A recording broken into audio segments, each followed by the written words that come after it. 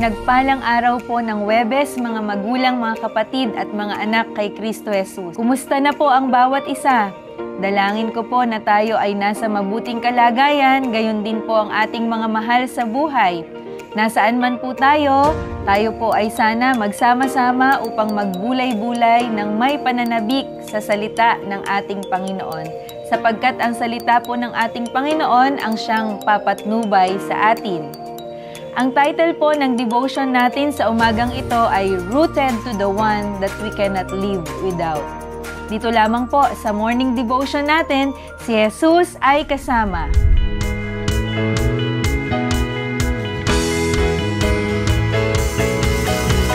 Umagang kay ganda si Jesus ang kasama. Umagang kay ganda si Jesus ang kasama. Umagang kay ganda si Jesus ang kasama. Kasama na si Jesus ang kasama na.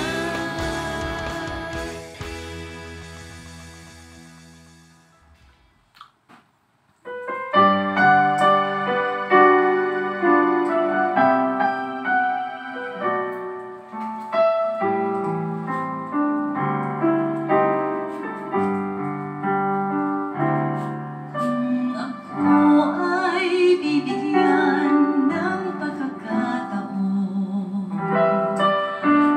ulitin pang muli ang panahon. Ako'y maglilingkod sa'yo ng tunay, ibibigay maging aking buhay. Dalangin kong ako'y turuan mo, maging lugod, maging tapat sa'yo. Kahit na kailanman kita'y paglingkuran, dahil ang buhay ko'y ikaw lamang. Nais ko nang alipinin mo ang buhay ko para sa'yo. Sayang lang ang pagkakataon, ito hindi ko nagawa noon. O hindi na maibabalik ang nagdaan, at ngayon ay kailangang tunghayan. Kanyang ihahanda na rin ang bukas. Sa bawat luha ko'y siya ang lunas. Dalangin kong ako'y turuan mo, maging lugod, maging tapat sa'yo. Kahit na kailanman kita'y paglingkuran, dahil ang buhay ko'y ikaw lamang. Kahit na kailanman kita'y paglingkuran, Jesus, ang buhay ko'y ikaw lamang.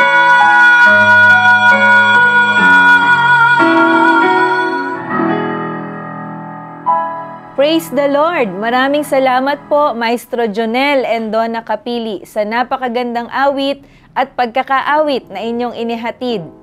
To God be the glory. Ang Diyos po ang magpala sa inyo at sa inyo pong buong pamilya. Sa ulitin po, tunay nga po ng ating Diyos lamang ang ating buhay, kaya't patuloy po tayong magbigay lugod at magtapat sa ating Diyos. Nawa po ay wala tayong masayang na pagkakataon dahil napakasarap po ng ating buhay na nakaangkla sa ating Diyos. Ang atin pong teksto ay magmumula sa John chapter 15 verses 1 to 17. Ang tunay na puno ng ubas. Ako ang tunay na puno ng ubas at ang aking ama ang tagapag-alaga. Inaalis niya ang bawat sangang hindi nagbubunga at kanya namang pinuputulan at nililinis ang bawat sangang nagbubunga upang magbunga pa ng lalong sagana. Nalinis na kayo sa pamamagitan ng salitang sinabi ko sa inyo. Manatili kayo sa akin at mananatili din ako sa inyo. Hindi magbubunga ang sangang hindi nananatili sa puno. Gayon din naman, hindi kayo magbubunga kung hindi kayo mananatili sa akin. Ako ang puno ng ubas at kayo ang mga sanga. Ang nananatili sa akin at ako sa kanya, ang siyang nagbubunga ng sagana, sapagkat wala kayong magagawa kung kayo'y hiwalay sa akin. Ang hindi nananatili sa akin gaya ng sanga ay itinatapon at natutuyo. Ang ganoong mga sanga ay tinitipon, inihahagis sa apoy at nasusunog.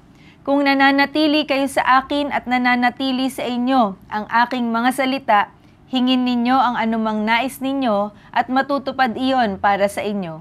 Napaparangalan ang aking Ama kung kayo'y masaganang nagbubunga at sa gayon kayo'y magiging mga alagad ko. Kung paanong inibig ako ng Ama, gayon din naman iniibig ko kayo. Manatili kayo sa aking pag-ibig. Kung tinutupad ninyo ang aking mga utos, mananatili kayo sa aking pag-ibig. Kung paanong tinupad ko ang mga utos ng aking Ama, at ako'y nanatili sa kanyang pag-ibig. Sinabi ko sa inyo ang mga bagay na ito upang mapasa inyo ang kagalakan ko at nang sa gayon ay malubos ang inyong kagalakan. Ito ang aking utos, magmahalan kayo gaya ng pagmamahal ko sa inyo. Ang pinakadakilang pag-ibig na maaaring taglayin ng sinuman para sa kanyang mga kaibigan ay ang ialay ang kanyang buhay para sa kanila.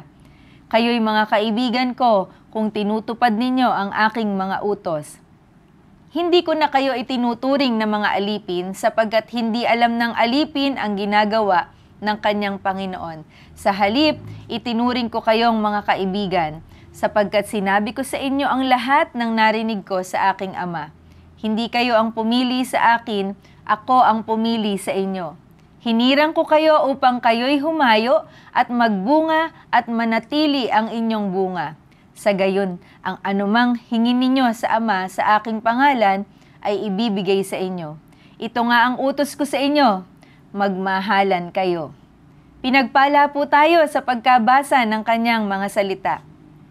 Sa mga nauna pong I am ni Jesus sa aklat ni Juan ay gumamit siya ng mga pangkaraniwang halimbawa.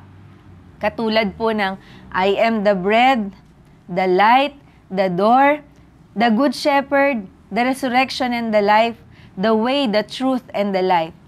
Karaniwan? Opo. Pero napakahalaga at kailangan sa buhay ng bawat isa.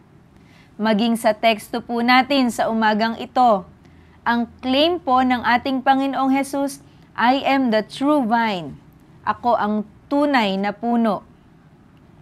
Back in Jesus' day po, vines were everywhere and provided food for people. I am the vine. Isang statement po na nagpapahayag na siya ang pinagmulan ng buhay at pinagmumulan ng buhay nating mga tao. Jesus is the only source of life. That's why po we must, number 1, remain connected to Christ. Nakakita na po ba tayo ng isang sanga na nakahiwalay sa puno? Ano po ang nangyari makalipas ang ilang minuto na ito ay nahiwalay sa puno? Tama po, natutuyot at tuluyang namamatay at hindi na muling makakapamunga pa. Ang tanging magiging gamit dito ay maaaring gamiting panggatong. Matapos po ay itatapon na po ang mga ito. Ang nananatili sa akin at ako sa kanya ang siyang nagbubunga ng sagana, sapagkat wala kayong magagawa kung kayo'y hiwalay sa akin. Ang hindi nananatili sa akin gaya ng sanga ay itinatapon at natutuyo. Ang ganoong mga sanga ay tinitipon, inihahagis sa apoy at nasusunog. Verses 6-7 po ng ating teksto. Katulad po ng mga sanga na kailangang nakakonekta sa puno upang mabuhay, we need to be attached to the Lord. To be attached po, being rooted in prayer and Bible reading should be components of our daily lives because it provides the fuel we need to grow and stay healthy in our faith. Pangalawa po, Jesus expects us to produce good fruit. Ang sabi po ni Jesus, napaparangalan ang aking Ama kung kayo'y masaganang nagbubunga at sa gayon kayo'y magiging mga alagad ko. Fruit-bearing plant po ang grape. Kahit magaganda po ang dahon, ang inaasahan pa rin po sa kanya, syempre, ay saganang bunga. Gayon din po tayo, may inaasahan po sa atin ang Diyos.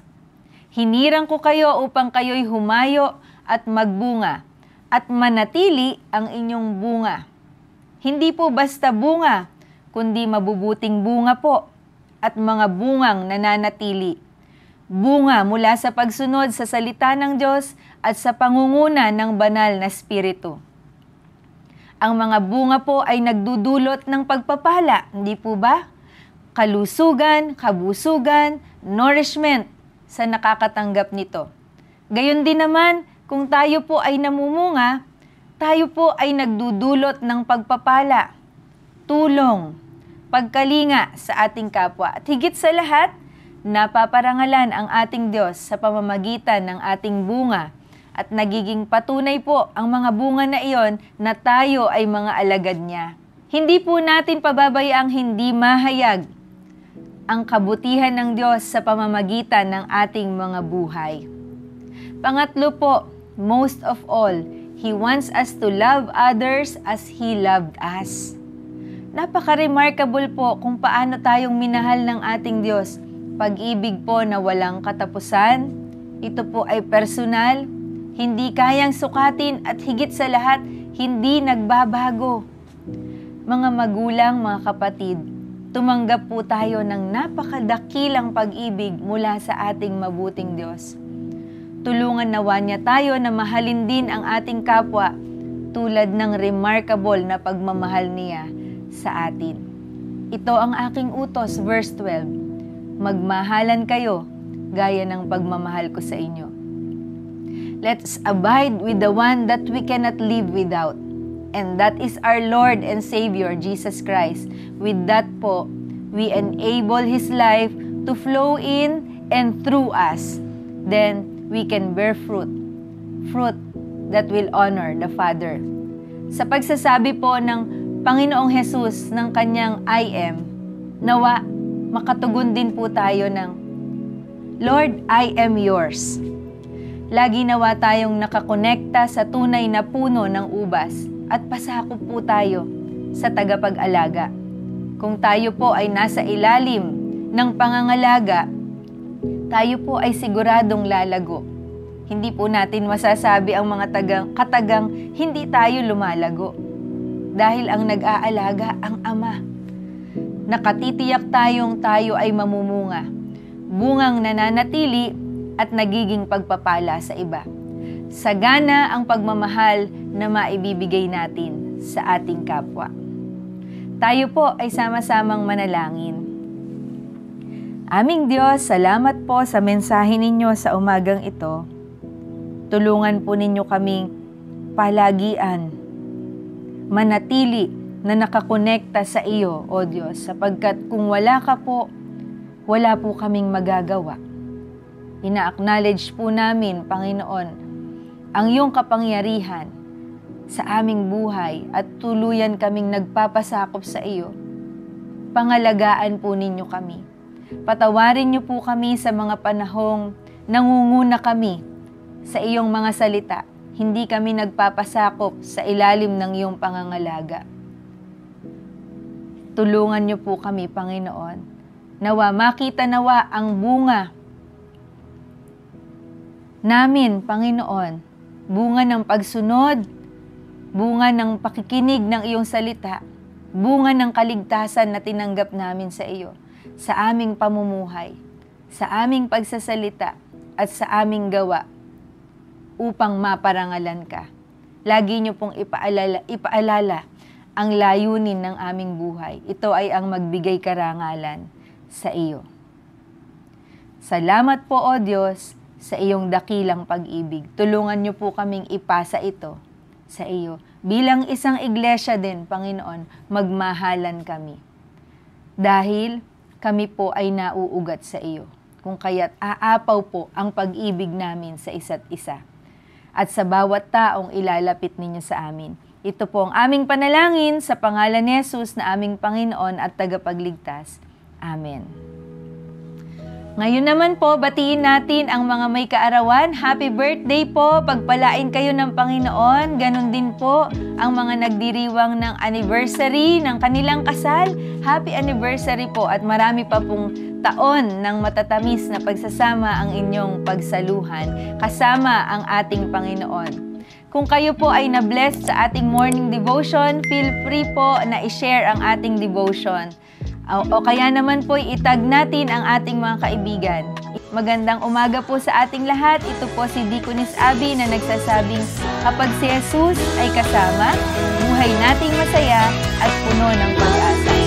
Kita-kits po tayo ulit sa Thursday. God bless po!